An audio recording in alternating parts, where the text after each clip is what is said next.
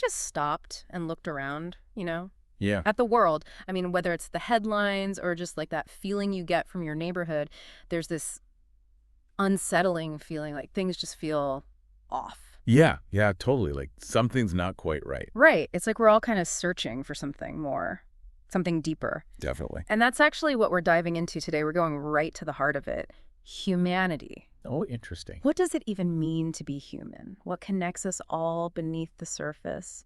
We've been exploring some pretty profound ideas about this, looking at what thinkers like Maharaj Charan Singh, Tolstoy, and Gandhi had to say. Wow, some heavy hitters there. Yeah, and the goal today is to unpack these ideas, really see what they reveal about humanity, and more importantly, what it means for you, for how you live your life. Love that. So where do we start? Well, let me ask you this. Have you ever thought about that shared identity we all have underneath all the differences? Mm. What is it that truly connects us all? It's a great question, and it actually makes me think about this big idea that keeps popping up in our sources. This idea that even with all the differences in the world, different cultures, beliefs, backgrounds, Right. there's this underlying unity that ties us together. The sources actually talk about it as one religion, the religion of humanity. One religion. Exactly. Mm-hmm. But it's not about specific rules or rituals. It's more about that feeling of empathy, that interconnectedness we all have as human beings. I see what you mean. Like recognizing that another person's joy or pain matters to us on some level, even if they're completely different from us. Exactly. It's pretty amazing how much this idea comes up. Like we're all children of that one Lord, as the text says. It doesn't matter our race, our beliefs, or even things like caste systems, which try to divide people. It really challenges those divisions, doesn't it? For sure. And it's kind of ironic, the text points out that religions were meant to be spiritual anchors, Right, to bring people together. but they've also become huge sources of conflict. Yeah, unfortunately, that's one of the big contradictions. It is. So what do the spiritual teachers say about all this? What's their take on humanity? Well, there's this one core message that seems to resonate across traditions and time, and it's surprisingly simple. Okay, I'm listening. It's this idea: God is within each one of us. And that one idea, if you really let it sink in, changes how you see everyone. Every single person carries that spark within them. Wow, that's powerful. I mean, if we all have that spark, how does that change how we interact with each other, how we see the world? Right. It's a huge question for us all. Totally. It definitely makes you rethink how you see people, the person standing next to you, someone with totally different opinions. It pushes us beyond that us versus them mentality. For sure. And this brings to mind that incredible quote from Gandhi, "You must be the change you wish to see in the world." Such a powerful statement. It's not about waiting for someone else to fix things. It's about recognizing that we each have the power to make a difference. And our sources really emphasize that, right? This quote is key to understanding how to create a better world. Absolutely.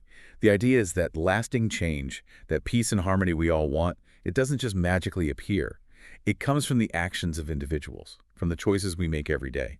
And that includes you, the listener. It's about your home, your work, your community. That's a lot of responsibility. Well, it's empowering too, isn't it? Because it means we all have a role to play. So I ask you, what change do you want to see? And what's one step, even a tiny one, that you can take today to make that happen? That's a great question. And it makes me think it's not just our actions, though, right? Oh, absolutely not. Our sources also talk about this beautiful link between our inner lives, our spiritual side, and how we treat others. There's this idea that loving God and loving His creation, all of humanity, are actually two sides of the same coin. You can't really have one without the other. Yeah, you hit the nail on the head. The text explains that as we nurture our spiritual side, our connection to something bigger than ourselves, it naturally leads to developing good qualities like empathy, compassion, kindness, Makes sense. understanding. And this isn't just about feeling good. It's a real change in who we are that spreads outward. It makes us love and respect others more, makes it more truly human. So you're saying we can't have a strong spiritual life if we're treating others badly? Well, the text asks that question. It makes you think. Can our spiritual aspirations be genuine if they're totally separate from how we act towards others? That's deep. Right. Something to think about. It makes me think of Tolstoy's story about the shoemaker and Christ. It's a simple story, but the message is so powerful. Right. Tell me more. It's one of my favorites. Okay, so this old shoemaker has a dream that Christ is coming to visit. I remember that. So he spends his whole day doing these small acts of kindness, like feeding a hungry traveler, helping a cold person warm up, comforting a mother and child. He's waiting for this grand, divine moment. And then, The twist. Christ doesn't appear in some big dramatic way. Instead, he's revealed in the faces of all the people the shoemaker helped. it gives me chills every time I hear it. Me too. It makes you realize that those little acts of kindness, even something small, might actually be direct encounters with the divine. It changes your whole perspective on how we should interact, right? It does. It makes you think about all those small chances we have every day to show kindness. Exactly, like holding the door for someone, giving someone a kind word, even just listening to them. It's like those everyday moments might be more important than we realize. Definitely. But let's be honest, it's easy to get caught up in judging other people. Our sources talk about this human tendency to focus on the bad, to be quick to criticize. Oh, it's so true. We're almost wired to look for faults in others. Right, like our brains are programmed to zero in on the negative stuff. Exactly. And the sources say that this judgment, this constant criticism, not only holds us back personally. Meaning like it prevents us from growing as people. Exactly. But it also creates disharmony in the world. When we're focused on finding faults in others, it just builds walls and creates distance. Then it probably leads to more negativity, right? It's a vicious cycle. We see bad stuff, so we put more bad stuff out there. Yeah. And that can feel really overwhelming. Like, how can we possibly make things better when everyone's so focused on the negative? Right. But the sources do offer a bit of hope. They acknowledge that we can't control other people, but we can control our own choices. And every single selfless act of kindness, every good deed we do, creates a ripple effect that spreads outward, even if we don't see it. So our actions really do matter, even the small ones. That's what the text says. It's about recognizing our individual power. Every act of compassion, of kindness, adds to a positive force in the world. Wow. That's a powerful thought. And on that note, it makes you think, how might your own judgments, those quick assessments we all make, be affecting how you see people and ultimately how you treat them? Yeah, it's food for thought for sure. And this whole discussion about judgment brings us to another point from the sources. They talk about people fighting in the name of religion. And that's just heartbreaking. Ugh, yeah.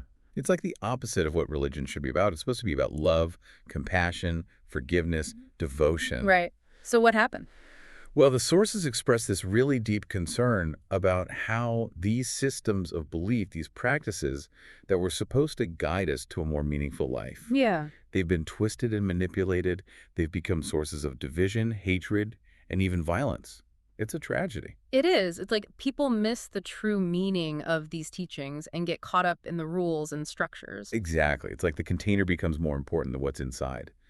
The sources suggest the real path isn't about outward shows of religion, Yeah. but about the inner work. The inner work. Yeah, cultivating love, practicing forgiveness, and serving humanity. Those are the true paths to experiencing the divine. It sounds like the sources are critiquing organized religion a bit. There's definitely a critique there. The text suggests that sometimes these organizations, even if they have good intentions, can end up obscuring the original deeper teachings. Like they lose sight of the original message. Exactly. It's not about belonging to a specific group or blindly following rules. It's about becoming better human beings. At least more human, maybe even divine. Right? And that's the challenge to the listener. Think about the values you associate with spirituality. Do they really align with this idea of humanity, of connection, of kindness? Really good question.